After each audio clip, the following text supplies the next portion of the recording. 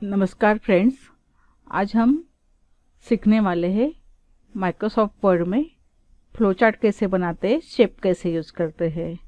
इसके लिए पहले हमें वर्ड ओपन करना है।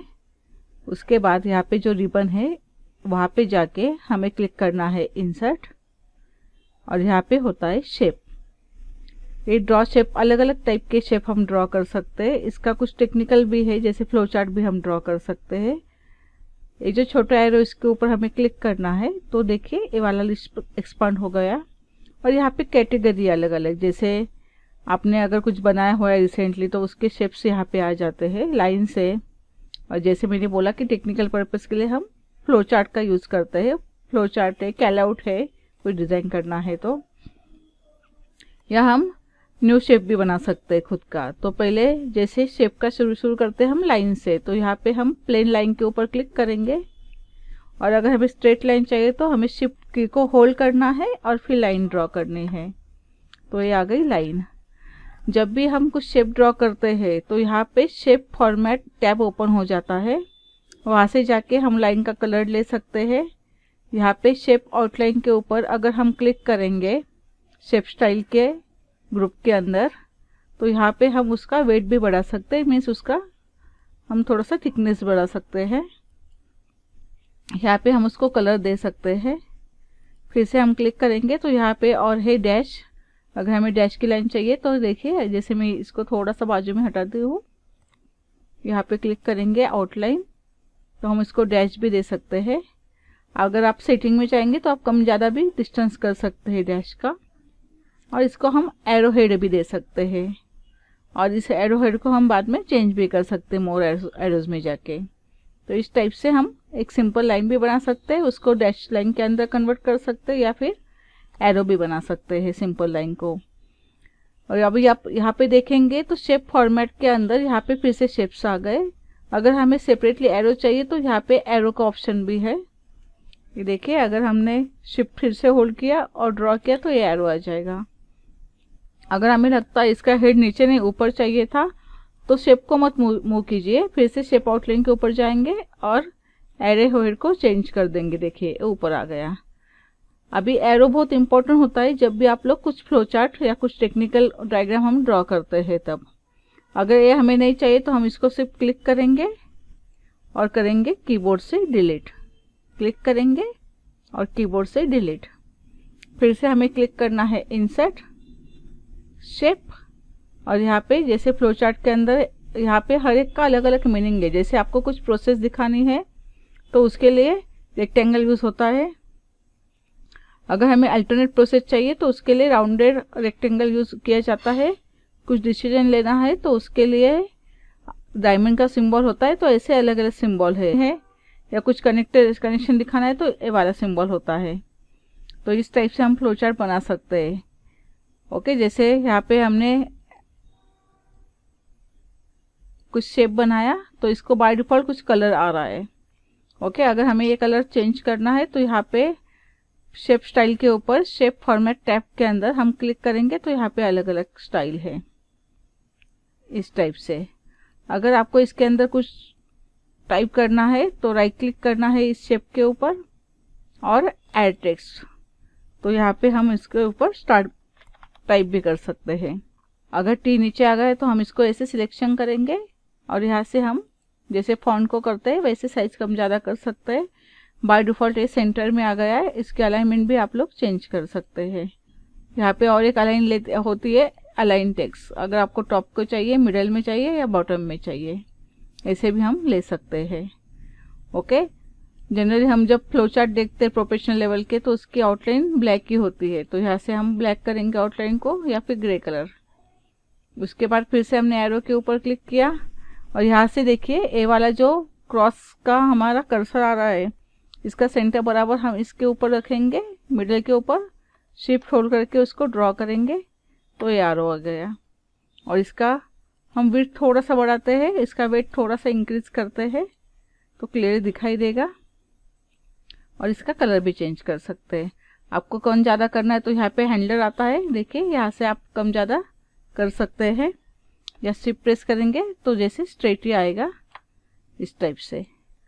ओके, फिर से अगर हमें एरो को क्लिक करेंगे तो शेप फॉर्मेट यहाँ पे दिखाई देगा। अगर हम बाजू में क्लिक करेंगे तो देखिए वो वाला मेनू जो है, वो वाला टैब जो है वो निकल गया है।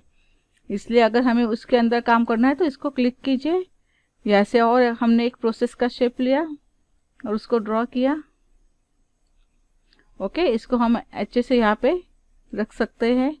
यहाँ पे भी आपको जो चाहिए वो कलर आप ले सकते हैं। फिर से इसके अंदर आपको कुछ टाइप करना है तो एड टेक्स्ट का यूज़ हम कर सकते हैं और यहाँ पे कुछ टाइप कर सकते हैं। कलर आप लोग आपके हिसाब से ले सकते हैं। अगर कुछ केस ऐसी होती है, जैसे यहाँ पे हमने एक लाइन लिया, यहाँ पे हमें एक लाइन को ड्रॉ करना है, उसके बाद यहाँ पे कुछ लिखना है, लेकिन जो भी हमें लिखना है तो उसको हमें आउटलाइन नहीं चाहिए, कुछ नहीं चाहिए। तो यहाँ पे और एक होता है शेप टेक्स्ट बॉक्स, इसके ऊपर हम क्लिक करेंगे और यहाँ पे उसको ड्रॉ करेंगे और बाय डिफॉल्ट इसके अंदर टेक्स्ट होता है। जैसे हम यहाँ पे बोलेंगे सपोज लेफ्ट,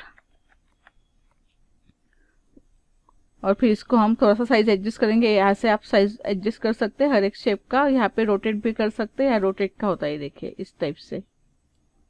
ओके, अब इस टाइप से करेंगे। अभी यहाँ पे हमें ऐसे दिखाना है कि हमने डायरेक्टली टेक्स्ट लिखा हुआ है, तो आउटलाइन भी नहीं चाहिए हमें और फिलिंग भी नहीं चाहिए। तो हमें दो चीज़ें करनी पड़ेगी। एक तो शेप फिल में जाके यहाँ पे हम करेंगे नो फिल, क्योंकि बाय डिफॉल्ट वाइट कलर होता है, और शेप में जाके यहाँ पे हम क्लिक करेंगे नो आउटलाइन, और फिर इसको आप लोग एडजस्ट कर सकते हैं इस टाइप से। ये देखिए ऐसे लगेगा, ये पेज के ऊपर लिखा हुआ है। इस टेक्स्ट बॉक्स बहुत इंपॉर्टेंट है, क्योंकि हर चीज़ हम पेज के ऊपर नहीं लिख सकते। एडजस्ट करने में, अलाइनमेंट करने में, स्पेसिंग करने में बहुत टाइम जाएगा। तो टेक्स्ट बॉक्स के ऊपर अगर लिखते हैं तो हम इजीली उसको अरेंज कर सकते हैं, या इस टेक्स्ट बॉक्स को अभी हम कहीं भी रख सकते हैं। देखिए एक फ़ायदा होता है हमारा कि इस टेक्स्ट बॉक्स को हम कहीं भी रखेंगे तो एज अ कंटेनर नज़र नहीं आएगा, हाँ ऐसे लगेगा कि हमने वो डायरेक्टली उसको यहाँ पे टाइप किया हुआ है।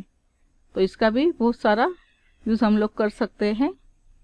ओके, फिर से अगर हमें कंटिन्यू करना है तो जैसे मैंने बोला था कि शेप के ऊपर क्लिक करेंगे तो यहाँ पे ही शेप आपको आ जाएंगे। देखिए अलग अलग शेप है। जैसे अगर मैंने ये वाला शेप लिया, इसको हमने कलर चेंज किया, उसके बाद सपोज हमें लगता है इसको और डेकोरेट करना है तो यहाँ पे और शेप है। जैसे यहाँ पे मैंने हार्ट का शेप लिया, उसको हमने कलर दिया सपोज, और यहाँ पे उसको रख दिया। फिर यहाँ पे हम इसको रोटेट भी कर सकते हैं, थोड़ा छोटा किया।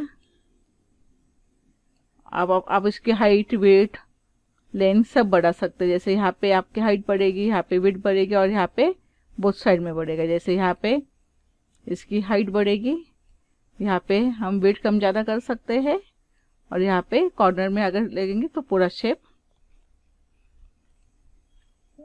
ओके, इसको अगर हमें आउटलाइन नहीं चाहिए तो यहाँ से फिर से जाके बोलेंगे नो आउटलाइन, इसके ऊपर क्लिक करेंगे और कलर थोड़ा सा हम रेड वाला लेते हैं। तो शेप फिल के अंदर जाके हम यहाँ पे रेड कलर ले सकते हैं। शेप फिल के अंदर आपको अलग अलग कलर के ऑप्शंस है। ओके, तो इस टाइप से भी हम बना सकते हैं। अगर इसको और कुछ बनाना है, जैसे ये वाली टोपी बनानी है और इस टोपी में हमें कुछ अलग अलग कलर चाहिए, तो यहाँ पे ग्रेडियंट का भी ऑप्शन है आपके पास। अगर हम मोर ग्रेडियंट के अंदर क्लिक करेंगे, उसके ऊपर क्लिक करेंगे तो यहाँ पे ग्रेडियंट फिल के ऊपर जाके और ऑप्शंस ओपन होंगे, और यहाँ पे आप अलग अलग कलर भी यूज़ कर सकते हैं। यहाँ पे अलग अलग कलर के पैटर्न भी है। यहाँ पे आपको एक एक नोड के ऊपर क्लिक करना है, कलर के ऊपर क्लिक करना है, और यहाँ पे आप अलग अलग कलर यूज़ कर सकते हैं इस टाइप से। ओके, देखिए, और यहाँ पे भी आपको और ऑप्शन है कि आपको किस डायरेक्शन में कलर चाहिए, इस डायरेक्शन में आप कलर ले सकते हैं। ओके, अगर हमें यहाँ पे रेडियल चाहिए या फिर अलग कुछ शेडिंग चाहिए तो यहाँ पे भी हम क्लिक कर सकते हैं, और कलर की इंटेंसिटी कम ज़्यादा भी यहाँ से हम इजीली कर सकते हैं। ओके, फिर हम यहाँ पे आके उसको ऐसे रखेंगे, लेकिन ये यहाँ पे मैच नहीं हो रहा है तो हम उसको ऑर्डर भी दे सकते हैं। तो इसको ऊपर क्लिक करना है, शेप फॉर्मेट हमारा ओपन होना चाहिए। अभी हमें इसको पीछे भेजना है तो हम करेंगे यहाँ पे क्लिक सेंड बैकवर्ड और सेंड टू बैक। ये देखिए पीछे चला गया, और फिर आप अभी इसको अच्छे से एडजस्ट कर सकते हैं। इस टाइप से हम शेप को यूज़ कर सकते हैं। अगर आपको लगता है इस शेप को कुछ एडिट करना है तो यहाँ पे एडिट शेप का ऑप्शन होता है, यहाँ पे हम क्लिक करेंगे तो चेंज शेप भी होता है और एडिट भी होता है। एडिट के ऊपर क्लिक करेंगे तो आपको यहाँ पे जाके माउस लाना है और आपको जाके आप स्लाइटली शेप को एडिट कर सकते हैं। अगर चेंज करना है शेप, पर ए वाला है, इसको हमने कॉपी पेस्ट किया, Ctrl+C Ctrl+V, और इसको हमें चेंज करना है तो सिर्फ शेप चेंज होगा, बाकी फॉर्मेटिंग वैसी की वैसी ही रहेगी। जैसे हमने यहाँ पे जाके इसको लिया, वर्टिकल स्क्रॉल किया, ये देखिए वर्टिकल स्क्रॉल का आ गया। इसको भी आप जैसे चाहिए वैसे डिज़ाइन कर सकते हैं। और यहाँ पे जो येलो हैंडलर दिख रहे हैं ना, इससे आप इसको थोड़ा सा एडिट शेप कर सकते हैं। ज़्यादा एडिट करना है तो आपको एडिट शेप में जाना पड़ेगा। देखिए यहाँ से उसको ब्रॉड चाहिए या थिन चाहिए, या फिर आपको ये रोल कैसे चाहिए, कम चाहिए ज़्यादा चाहिए, ऐसे आप ये जो एक्स्ट्रा हैंडल है उसका यूज़ करके आप इस हैंडल से कर सकते हैं। ओके, इस टाइप से। तो ऐसे आपके पास बहुत सारे शेप है। ओके, शेप के अंदर आपको लगता है कि कुछ टेक्सचर फिल करना है तो शेप फिल में हम क्लिक करेंगे, टेक्सचर के ऊपर हम क्लिक करेंगे और यहाँ पे अलग अलग टेक्सचर भी होते हैं। यहाँ पे जाके हम टेक्सचर भी उसको फिल कर सकते हैं। और जब अगर आपका ये फॉर्मेट पिक्चर का ओपन है, जैसे हमने यहाँ पे जाके ओपन किया था शेप फिल, ग्रेडियंट में जाके, मोर ग्रेडियंट में जाके हमने ओपन किया था, तो यहाँ पे टेक्सचर का भी ऑप्शन है और आपको यहाँ से आप स्केल कम ज़्यादा भी कर सकते हैं। ये देखिए, ये जो फिश है उसको वर्टिकल हॉरिजॉन्टल भी आप स्केल, जो टेक्सचर आपने फिल किया उसकी भी स्केल कम ज़्यादा कर सकते हैं। इसके ऊपर लिखना है तो फिर से सेम वे हमें क्लिक करना पड़ेगा, राइट क्लिक और ऐड टेक्स्ट। और इसको अगर आपको चाहिए तो टॉप में लीजिए, बॉटम में लीजिए, सेंटर में, या फिर हम होम के ऊपर क्लिक करेंगे तो normal left centre right alignment भी हम इसको दे सकते हैं, या फिर जस्टिफाई भी यूज़ कर सकते हैं। ओके, और शेप के अंदर और एक चीज़ होती है, यहाँ पे फॉर्मेटिंग में हम शेप इफेक्ट के ऊपर भी जा सकते हैं और यहाँ पे अलग अलग इफेक्ट होते हैं शेप के। जैसे अभी मैंने फिर से ये वाला शेप थोड़ा मूव किया यहाँ पे, और यहाँ पे देखिए शेप इफेक्ट है जिसमें हम अलग अलग इफेक्ट भी शेप को दे सकते हैं। आप नीचे देख सकते हैं, देखिए स्टार्ट में आ रहा है। उसके बाद हम इसको शैडो भी असाइन कर सकते हैं। ये आउटर शैडो है, हम इनर शैडो भी दे सकते हैं। ये देखिए इनर शैडो के भी ऑप्शंस है और पर्सपेक्टिव का भी है ऑप्शन। अगर आपको और डीप में जाना है तो आप शैडो ऑप्शन के अंदर क्लिक कर सकते हैं। ओके, उसके बाद रिफ्लेक्शन भी दे सकते हैं हम। इसको अगर हमें रिफ्लेक्ट करना है तो रिफ्लेक्शन का भी ऑप्शन है। ओके, उसके बाद हम उसको ग्लो भी दे सकते हैं। जैसे ये देखिए यहाँ पे हम ग्लो भी दे सकते हैं इसको, और ग्लो का अगर आपको अलग कलर चाहिए तो आप यहाँ पे जा सकते हैं। एजेस थोड़ा होने चाहिए तो हम सॉफ्ट भी कर सकते हैं। अभी सॉफ्ट एजेस के लिए इसको कुछ कलर फिल करना पड़ेगा, तभी हम सॉफ्ट एजेस का ठीक से देख सकते हैं। ये देखिए ऐसे हम सॉफ्ट एजेस भी कर सकते हैं। ये देखिए थोड़ा सा ब्लर टाइप एजेस दिखेंगे। उसके बाद यहाँ पे बेबल एम्बॉस का भी इफेक्ट होता है अलग अलग, और 3D रोटेशन का भी हम इसको कर सकते हैं। अगर हमें ऐसे कुछ डिज़ाइन ड्रॉ करना है कि वो 3D के अंदर चाहिए तो इस टाइप से भी हम इसको बना सकते हैं। और देखिए टेक्स्ट भी उस टाइप से अलाइन हो गया। और टेक्स्ट का भी आपको लगता है प्रोसेस बहुत सिंपल लग रहा है तो इसको सिलेक्ट कीजिए, तो यहाँ पे आपको अलग अलग स्टाइल भी है टेक्स्ट के। ये सब अवेलेबल है आपको, आप जैसे क्लिक करेंगे वैसे ये सब अप्लाई होते जाएगा। ओके, तो इस टाइप से आप एक शेप लेके शेप का स्टाइल चेंज कर सकते हैं। और शेप के अंदर जो टेक्स्ट है उसका भी यहाँ पे टेक्स्ट फिल भी है। आप टेक्स्ट का फिल अंदर का जो फिलिंग कलर है वो चेंज कीजिए, आउटलाइन चेंज कीजिए। और यहाँ पे भी जैसे अभी हमने देखे ना, जैसे टेक्स्ट के भी इफेक्ट है। ओके, इनर शैडो दे सकते हैं, पर्सपेक्टिव दे सकते हैं, ऐसे हम टेक्स्ट को भी इफेक्ट दे सकते हैं। तो वैसे ही वर्ड आर्ट स्टाइल और शेप स्टाइल अभी हमने देखी है। अगर आपको और डीप चाहिए तो हम अगले वीडियो में कंटिन्यू करेंगे। ओके, वीडियो वॉच करने के लिए धन्यवाद।